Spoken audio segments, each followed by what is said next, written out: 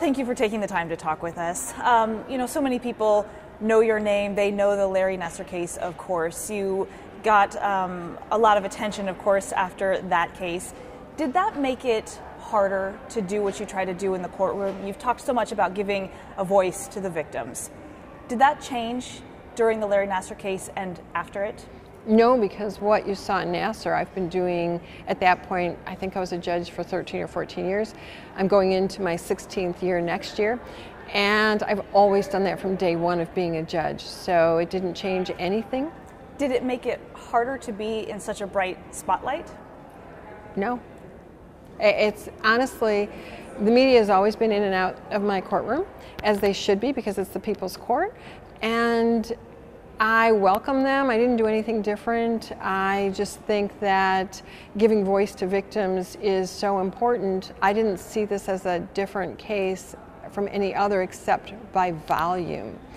And I never expected this to go on for this long. I figured the media would be onto another issue 3 days later, just like they have been in other high-profile cases. So no one was more surprised than me. I didn't plan for it. I just did my job like I do every single day. What makes you so passionate about giving them a voice? I have children. When I die, I want to make sure that they're in a safer world.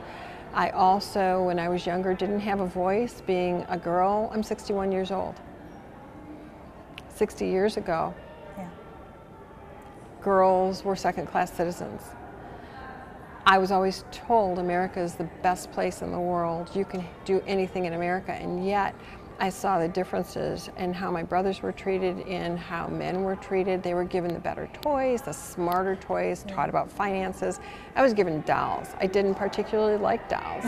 So I became a troublemaker and saying, hey, me too, I want this, I want that. And then I've had to beat my head against the wall to get the same voice, the same opportunities as men. And it's been tough, challenging, and rewarding. It took some criticism during the Larry Nassar case. Not the first time, I'm sure, that you have been criticized. Did it affect you, though? Did it change anything about how you wanted people to hear you and understand your role? No, I would have done the same exact thing with or without the cameras. I had no expectations for myself, only to give voice to the voiceless. This case should not have been mine. 30 years ago, if one person would have listened and believed, thousands would have been spared. And that's really the sad part of this whole case. I treated it like every other case. I let everybody speak, and I speak to the victims and let them know they've not only been heard, they've been believed, and that they matter. A lot of these victims felt they didn't matter, they weren't worth anything. And I use the power of the robe to tell them, yes, you can be anything, you matter, I've heard you, I believe you, leave your pain here and go out and do your magnificent things. And they uplifted. And for 7 days I never felt tired, because they gave me that gift back, watching them change in front of me. And it gave me the power to go on to the next girl and the next girl. I listened to 169. 156 were sister survivors, as I dubbed them. I give everyone voice. It's the people's courtroom. It's their right. Do you hear from those victims sometimes later down the road? What do they say to you? I do hear from them quite often. They ask me how I'm doing. Sometimes they tell me one of them is not doing well. Can I make a phone call? I hear from the parents saying their daughter is not doing well. Can I just give them an uplifting word? And it's been really an honor to be part of that journey for them. And I never expected the world to listen, but the world is changing, not just because of me, but because of their voices and their bravery. And I'm just so honored to have been part of it, but also to carry this mission forward. The girl's story is theirs. Mine is, let's keep the conversation going for meaningful change, which has not happened yet. And we are on the cusp of 2 years of Nassar. What's really changed? Not enough, not fast enough. The Larry Nassar case, obviously not the first time that you had to sit and listen to details about just terrible crimes. How do you keep that from just getting inside and eating you up? Well, there's a couple things. First of all, if you went to the emergency room and your leg was almost amputated and your doctor cried, you would want a different doctor. So I hold it together for those victims who are in front of me. Okay. Also, it's important that they have their day and that they are empowered by the court. And that empowers me, but also I go home, I hug my kids, I write, I paint, I teach, I cook. I do things that take me away from the pain and the ugly things that people do to each other that I hear every day in my courtroom. And I come every day refreshed. Some days harder than others, I would imagine? Some days are harder than others, and Nassar was bad by the sheer volume, but I have heard far worse. Women who were brutally murdered, thrown downstairs, cigarette burns, breast cut. I just have to believe that I'm making a difference and changing the world one case at a time. And for the victim, it changes their world. Yeah. And hopefully for the better, and I want to be part of that change. A lot of women will hear you and know that most of us don't have the opportunity to affect change the way that you do. So what can the rest of us do to still, speak up and still affect change? First of all, learn to use the proper language. When someone confides in you, don't ask, why were you there? Take the why out of our vocabulary. How can I help? What is it you'd like me to know? Be there, find the resources, even if it's just to listen and believe your friend, your neighbor, your sibling. Be the voice at the polls. Vote for those legislators who are interested in meaningful change.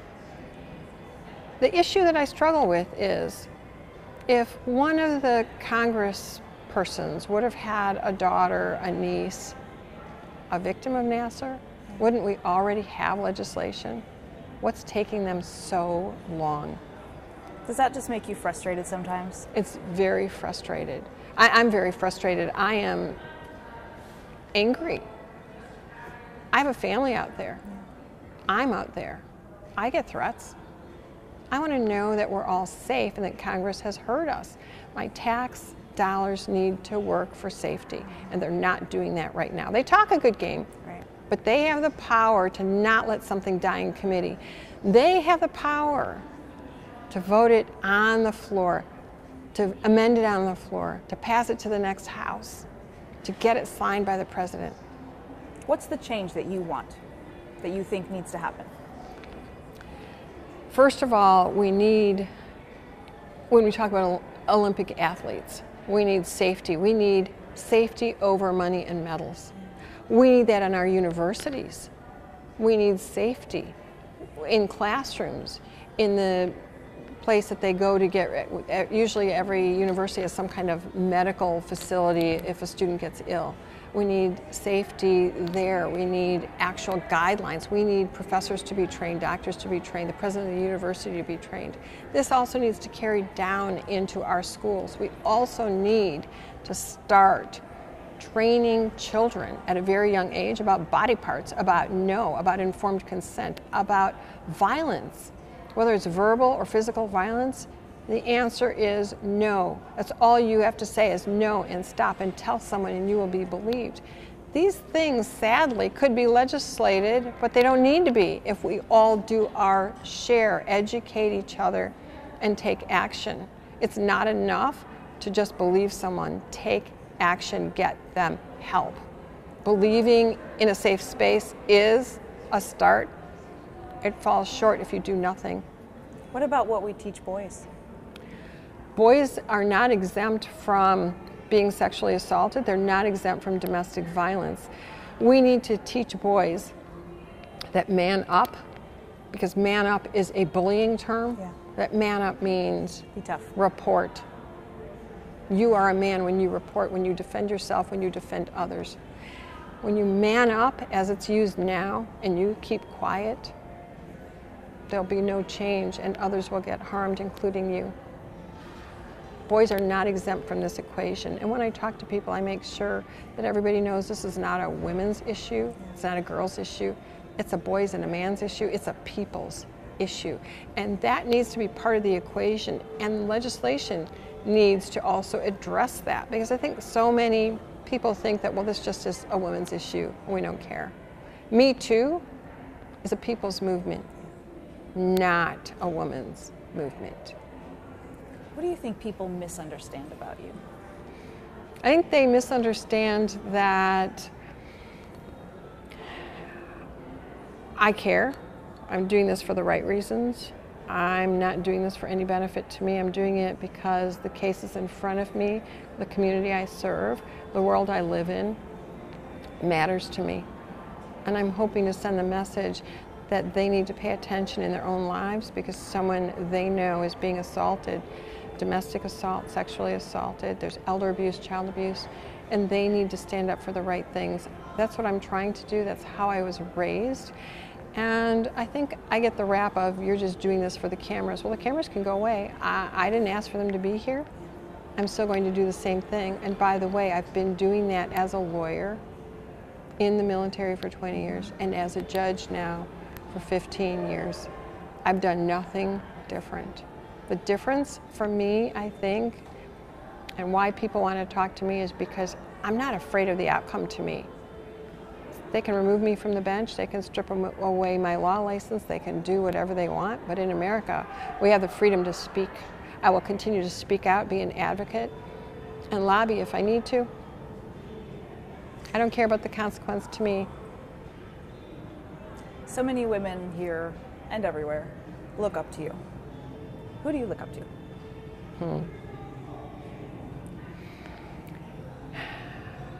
That's a really hard question, because I look up to people that may seem odd. I look up to people who, when I was growing, when I was very young, I thought were real change makers. For example, Cher, Barbara Streisand. Those were the people that I was exposed to because I didn't know anything about assault, but I knew that they were change makers, that they said, I don't care about you, your comments or negativity. I'm going to wear what I want, dance how I want, sing what I want. And for me, that wasn't about music. That was about living your truth, being who you want to be, need to be.